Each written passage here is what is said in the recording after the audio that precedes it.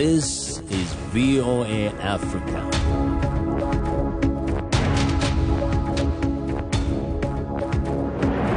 Hello, I'm Esther Gido-Yuat. It's Friday, February 12th. Welcome to Africa 54. Due to the global outbreak of coronavirus, Voice of America is taking every necessary precaution to safeguard its employees. So our broadcast will look different today and in the near future as we, out of an abundance of caution, reduce our staffing at WEWE headquarters here in Washington. We're working to help keep you informed about what's going on, and we appreciate you staying with us on Africa 54. Health experts say allocating and delivering adequate supplies of COVID-19 vaccines to the developing world is continuing to be a challenge. They add that collective and cooperative solutions will be needed, and failing to provide them will imperil human health worldwide. Here's VOA's Mariama Diallo. The global economy stands to lose as much as $9 trillion if developing countries do not get adequate access to COVID-19 vaccines, says Gavi Alliance's Anuradha Gupta. In a video discussion organized by the Center for Strategic and International Studies, Gupta argues it's in the interest of advanced economies to invest in vaccine equity. Time is of the essence. Any delay would mean prolonging the pandemic with debilitating consequences for the whole world. More transmission means more variants, more adaptations of vaccines, potentially more boosters, more need for funding, more time for economic recovery, and meanwhile, more poverty, more hunger, more deaths. Wealthy countries have already secured millions of vaccines and have started inoculating their populations, while many poorer countries have been struggling to get the vaccines. COVAX is one of the pillars of the Access to COVID-19 Tools Accelerator launched last year by the World Health Organization and its partners to make sure that countries are not left behind. And while Act A has raised money, it faces a big funding gap, says Norway's Jon Arne Rodingen. We need in total $27 billion to fund this program for 2021. That's a huge amount. But when we know that the same countries have invested $12 trillion in economic stimulus packages, which is really important for our economies, if you do the calculations, these around 30 billion is actually just 0.25% of that total economic policy stimuli. The United States has been an Act A participant since Tuesday. It has pledged $4 billion and is in discussion to provide further support. Jeremy Konondyke, USAID's senior advisor. It's very important to us as well that as we are going from sort of, no commitment to COVAX to a very large commitment to COVAX, that we are also engaging with other donor countries to use that funding to increase everyone's level of ambition. We often say no one is safe until everyone is safe, and that's more than just a slogan. It really needs to be the centerpiece of our policy on the pandemic. Something echoed by Duke University's Krishna Udayakumar. Even countries that get to herd immunity with vaccination are not really safe if everybody else in the world is also not vaccinated to reach herd immunity. Beyond funding, preparation is also key, says the World Bank's Mohammad Ali Pateh. You don't start preparing for vaccines when the vaccines are at the airport. So things like having the policies in place, making sure that the allocation criteria are fair and equitable, the cold chain infrastructure, the logistics, the community engagement, the regulatory framework, all of those elements before the vaccines come. So we've deployed a lot of effort together with the partners. Mariama Diallo, VOA News, Washington. South Africa is planning to immunize several 100,000 health workers with Johnson & Johnson's COVID vaccine in an implementation study to further evaluate the shot, according to the president of the country's Medical Research Council. Lauren Anthony reports. South Africa aims to immunise between 350,000 and 500,000 health workers with Johnson & Johnson's COVID-19 vaccine in an implementation study to further evaluate the shot. Co-lead investigator on the local leg of a J&J global trial, Glenda Gray, said the vaccines would be rolled out to medics once South Africa secures the necessary authorisation permits from the domestic regulator. And there's no use pouring vaccines into the country and we are unable to deploy them. And so we will receive 80,000 doses every 7 to 14 days. And then based on our ability to roll them out, we will then redeploy them. J&J's vaccine has already been tested in the global phase 3 trial involving more than 40,000 participants, including over 6,000 in South Africa. Gray's comments come days after the government paused the rollout of 1 million doses of AstraZeneca's vaccine and switched to the J&J shot to start protecting its health workers. That decision was based on a small clinical trial that showed the AstraZeneca jab provided minimal protection against mild to moderate illness from the more contagious virus variant that is now dominant in South Africa.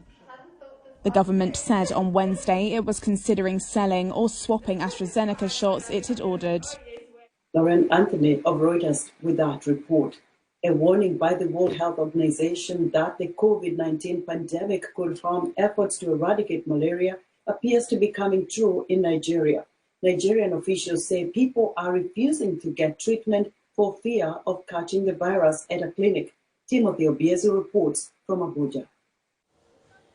Fatima Muhammad's 2 sons are sick with malaria, but rather than go to the hospital, she's treating them at home because of fear of contracting the coronavirus. I don't have money to take them to the hospital, and again, at the hospital, they'll easily call it coronavirus. I don't have money for that. Malaria and COVID-19 present similar symptoms, but fear and stigma attached to the pandemic are reasons many like Fatima are seeking alternatives to hospital treatment. Experts say in-hospital visits for malaria have dropped significantly since the coronavirus was first reported in Nigeria in February 2020. A World Health Organization report said the pandemic is threatening years of progress made against malaria and warned that death rates could double. Disruption of preventive measures is to blame, says WHO consultant Linda Ozor. The use of long-lasting insecticidal nets and seasonal malaria chemoprevention and prevention of malaria in pregnancy were interrupted. So assuming all these preventive interventions were interrupted, then it was expected, and the model showed that there will be a very negative effect. Nigeria accounts for about a quarter of malaria cases worldwide and about 23% of deaths globally. Adeboyega Adeyogo, who heads pharmaceutical operations at a Nigerian company, says even before COVID-19 hit, many Nigerians took malaria less seriously. Due to advances in health and technology, many people resolve malaria within days. So you see that many Nigerians now take it with a lot of levity because of the ease of treatment. But if they decide to avoid it, then it now becomes a major issue. And you now start seeing the more serious complications that are associated with malaria. In 2020, Nigeria's malaria elimination program had plans to distribute mosquito nets, anti-malaria drugs, and conduct free malaria testing to 31 million people. But disruptions caused by COVID-19 meant they reached only half of their goal. That has increased concern that malaria, along with COVID-19, will remain a threat to Nigerians for years to come. Timothy Obiezu for WEWE News, Abuja. A Sudanese committee tasked with dismantling the government of toppled former President Omar al-Bashir has issued a wide-ranging order to prosecute members of Sudan's ex-ruling party following days of violent protests across the country. Posted early on Thursday, the decree directed state governors to act through the public prosecutor against all leaders of the dissolved National Congress Party and its active cadres and the leaders of its facades. Military generals ousted hardline Islamist Bashir in April 2019 and now rule in a fragile transitional arrangement with political parties that were part of the uprising against him over the past few days. Protests by Bashir-era loyalists have taken a violent turn in major cities across Sudan, with government buildings and vehicles torched and property pillaged. Women's rights groups in Mali are suing the government for not doing enough to protect girls from circumcision, known as female genital mutilation, or FGM. As Annie Reisenberg reports from Bamako, Activists say the case shows how difficult it is to change the practice in Mali. Malian dancer Fatoumata Bagayoko is also an activist who speaks out against female circumcision, also named by the damage it causes, female genital mutilation, or FGM. The United Nations says Mali has the highest rate of FGM in West Africa.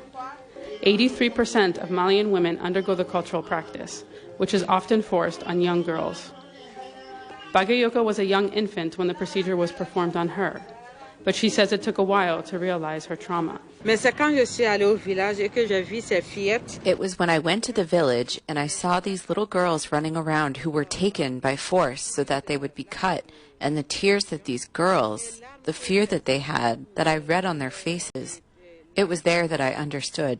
Women's rights groups filed papers in December to sue the Malian government in the Economic Community of West African States, ECOWAS, Court of Justice, for failing to stop FGM. The Malian Association for the Monitoring and Orientation of Traditional Practices, AMSOPT, is one of the plaintiffs. We, who are the defenders of human rights, who defend women and children, we think that the state has the responsibility and the duty to protect these girls who didn't ask to be cut. Mali's activists went to ECOWAS after decades of struggling against conservative religious leaders who blocked attempts to outlaw FGM. But the UN Children's Fund, UNICEF, says about a fifth of villages have agreed to stop FGM, and the lawsuit could open needed talks on banning it. So we need to move the next stage to encourage leaders and communities to stand for that and obviously get the 80% missing. So that conversation and that exposure may help to do so. Meanwhile, Bagayoko teaches dance as a way to connect with girls and raise awareness of FGM. She also visits villages and says she speaks to elders about the practice from a place of cultural understanding. Every year, every era has its reality. When they did this, they had their reality at the time, but they didn't think of the consequences that this can pose. The ECOWAS court has not yet set a date for hearing the case against Mali's government. A government spokesperson and the Ministry of Women and Children did not respond to requests for comment. Annie Reisenberg for VOA News, Bamako, Mali. We're excited to hear what you think about Africa 54 and the stories we cover. Join the discussion on Facebook.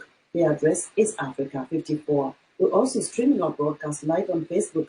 Please watch and share our show with your friends. Also, check out our headlines 24/7 on voaafrica.com. Still to come, top 5 music videos from Africa, a Valentine's Day special. We'll be right back. We're bringing women's voices to the conversation, and more than that, we're building a community of inclusion and empowerment. Here in Kinshasa, campaigns to raise awareness against the spread of coronavirus are common, but getting that information to people who have no access to water, electricity, or money can be a challenge. We are here at Kalerwe Market, Uganda, Kampala, where in this whole market, women are crying out for their situations to change. For women, it will be better for us. I think a big thing for me is just being able to say that when these protests are happening, does it turn around into policy? Our kids are raped every single day. This movement got the governments to listen. It really was powerful because it showed what is possible when men and women band together and say enough is enough. It's not necessary anymore to climb on a car. I can be in any place to cheer with the people.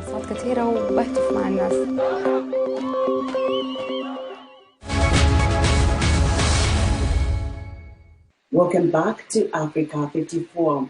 The defense begins its case on Friday after House impeachment managers on Thursday closed their case, arguing former President Donald Trump was directly responsible for the attempt to overturn the counting of Electoral College votes for Joe Biden.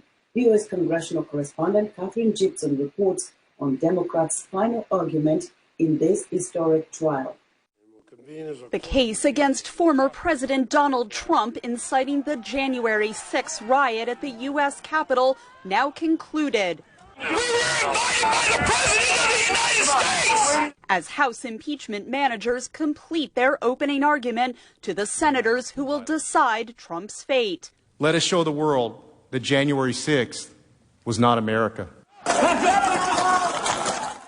The insurrectionists made clear to law enforcement that they were just following President Trump's orders. They didn't shy away from their crimes because they thought they were following orders from the commander-in-chief, and so they would not be punished. They were wrong. The intense new video revealed Wednesday, showing the nation's lawmakers fleeing from rioters, followed up Thursday by managers arguing that if Trump is not barred from running for office, he will incite his supporters again. I'm not afraid of Donald Trump running again in 4 years. I'm afraid he's going to run again and lose, because he can do this again. Over 2 days, Democrats argued Trump encouraged violence for years. And because of his refusal to say he lost the 2020 election, the nation's capital is still under guard. He does not say the one sentence that would stop future political violence. The election was not stolen. He still hasn't said that sentence. That is why National Guard troops in full body armor still patrol outside. The odds of 17 Republican senators joining their Democratic colleagues to find Trump guilty is still unlikely. In a final plea, Raskin asked Republicans to consider the consequences. President Trump declared his conduct totally appropriate. So, if he gets back into office and it happens again, we'll have no one to blame but ourselves. Trump's defense will have their turn Friday. They are expected to argue the former president's actions do not meet the legal bar for inciting a riot. A final vote on Trump's case could come as early as this weekend. Catherine Gibson, VOA News, Washington. Washington, D.C. has a different look during the second impeachment trial of former U.S. President Donald Trump. The Capitol area remains an ultra-high security zone, and nearby residents wonder if fortress-like security measures are permanent, given heightened political tensions in the country after the January 6th Capitol riot. VOA's Caroline Persuti has our report. Washington, which prides itself on access, is more barricaded than ever. We walk here almost every day, and so this is breaking our hearts. A security perimeter surrounds the Capitol. It extends from the Supreme Court on one side to the Washington Mall on the other. A surprise to visitors, a shock to residents, like Stephen Ching, who just returned home after 6 months to find his regular jogging route unreachable. This is like the front door, the front yard of America. People always come out to the mall. You know, this is where we hold all of our 4th of July celebrations. This is where we held the inauguration normally, and just, you know, to see it all fenced off is very saddening as an American. So while the impeachment trial continues in here, then we heard gunshots on the other side, and we flung ourselves down on the floor. Outside, the public is separated by an unscalable barrier, more than 2 meters high, topped with razor wire. But yeah, I mean, it's just that's a big fence. 7,000 armed National Guard troops line the fence, along with tactical vehicles.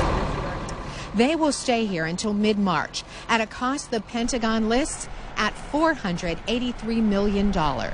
I'm happy they're here protecting my city that I love. I have a lot of feelings about the presence in the summer when it felt overkill and not necessary in many ways, and now, you know, needing them. It's just, yeah, it's a lot of mixed emotions, and it's weird. Last summer brought similar fencing blocks away during Black Lives Matter protests. To this day, it's tough to get a full glimpse of the White House. Unlike the January 6th riots at the Capitol, it's eerily quiet. Impeachment's first days brought out just a few protesters, silent, but carrying loud messages. The world is watching as security threats have transformed the physical look of Washington. Former FBI terrorism expert Brian Lynch spoke via Skype on the message these images send. What happened on January 6th cannot happen again. And secondly, I think the world's seen what happened on January 6th.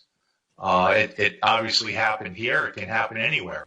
We will be making significant changes. Acting U.S. Capitol Police Chief Yogananda Pittman says some fencing may be permanent. Yet D.C. Mayor Muriel Bowser tweeted that when the time is right, the fencing will come down. Lynch says officials will know when to dismantle based on security assessments. Carolyn Presutti, VOA News on Capitol Hill. Valentine's Day is usually associated with romance, but if you don't have a significant other at the moment or have simply chosen to not have one, experts say there is no reason to feel alone because there are so many other ways to celebrate, show, and receive love. More with VOA correspondent Maria Madiala. It's Valentine's Day, and whether people enjoy it or dread it, experts say this may be a good time to rethink this celebration of love. Yeah, I think the expectations surrounding Valentine's Day with like the dinner for two and the flowers can be very constraining and like restricting for people. I really think it would be more beneficial, like would make people happier if we interpret this holiday much more broadly. Sonia Lubomirsky, psychology professor at the University of California, Riverside, says it's also a celebration for those who choose to be single. It's another way that Valentine's Day is kind of restricting, is that it has this expectation, this assumption that you can only be happy when you have a romantic partner. Karen Donaldson, celebrity communication, body language, and confidence expert, says it's a good day to spend time with any loved one. So choose to spend time with a loved one and show them how special they are in your life. So your mother, your father, a sibling, a good friend, a neighbor, a grandparent. And here's the key thing, like now more than ever, you can send more things. So if you cannot see them, it doesn't have to be flowers. It can be a dessert. It can be a charcuterie board. It can be candy, a home spa gift box, whatever they like. It could also be as simple as a homemade or store-bought card. There are health benefits to showing love, Donaldson says, especially in a year where the world has seen so much loss due to the coronavirus pandemic. When we do something nice for someone else, it actually releases our happy hormones. More specifically, it stimulates the release of oxytocin in our body. And the release of oxytocin, it's been shown to have positive impact on our mood and our emotions. It's that warm, fuzzy feeling. And it also lowers stress and anxiety for both of you. But if you decide you are happy alone on Valentine's Day, that can also be a healthy choice, says Donaldson. A lot of us have a list of things that we want to do. So now is the time, if you're single, to pull out that list and love on yourself for Valentine's Day. Pamper yourself. Go get that 2-hour massage. Depending on quarantine orders, you can order in or go out. Or even just make time for that 3-hour candlelit bubble bath you've been meaning to do for the past year, couple months. Just splurge on yourself. Love on yourself and define love for you. Mariama Diallo, VOA News, Washington.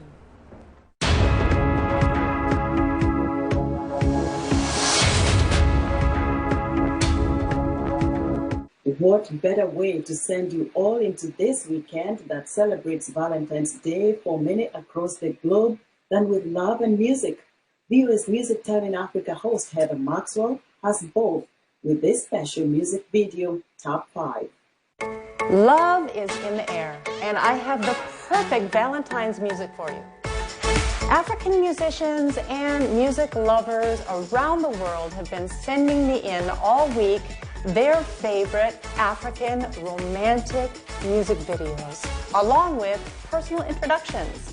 Here are the top 5.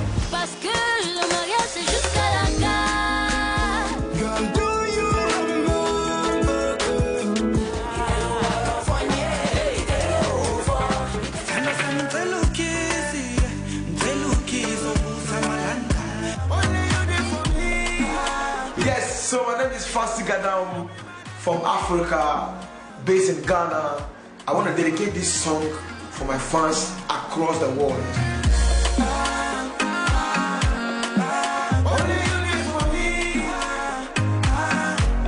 I want to send special Valentine message for my fan base, especially the Gadam Nation, the Gadam Nationals. Thank you so much for supporting me.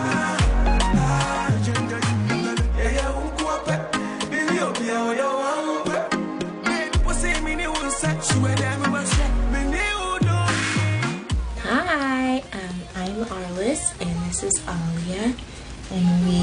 wish everyone a happy Valentine's Day. Today, Bulbul from South Sudan. I am here to wish you a happy Valentine. I invite all of you to go and listen to one of my favorite songs. I call it You Are a Queen.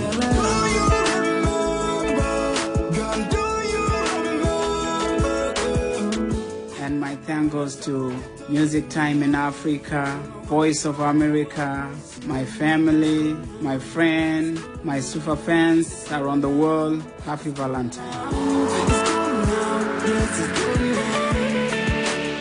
Happy Valentine's, everybody. My name is Kasiva Mutua. I'm a percussionist. My name is all the way from South Africa. I just want to say happy Valentine's Day to everyone, and the perfect music video that celebrates love or embraces love to the fullest is a music video by yours truly.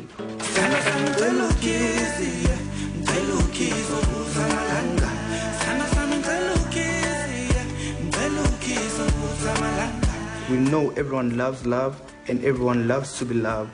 So I just want to say happy Valentine's Day to my special someone. I just want to say, yo, I love you. I know you got me, I got you too. And I want to send a special shout out to Music Time in Africa and a special shout out to Voice of America. Like, woo.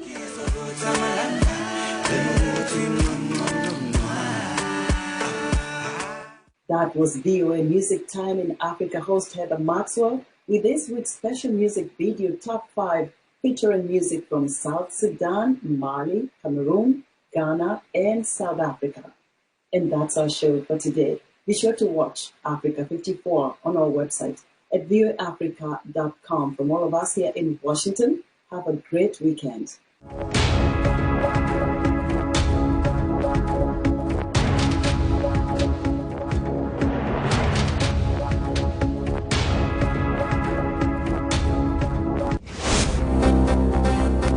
Some people think this trial is a contest of lawyers, or even worse, a competition between political parties.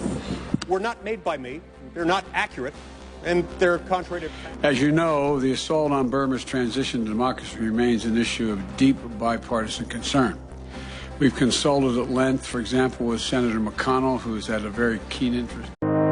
Ili kuwa mwanafamilia bora wa Global TV, usisahau kusubscribe, like, kushare na kucomment. Baada ya kusubscribe, bonyeza alama ya kengele ili kupata taarifa kwa kila video inayopanda Global TV Online.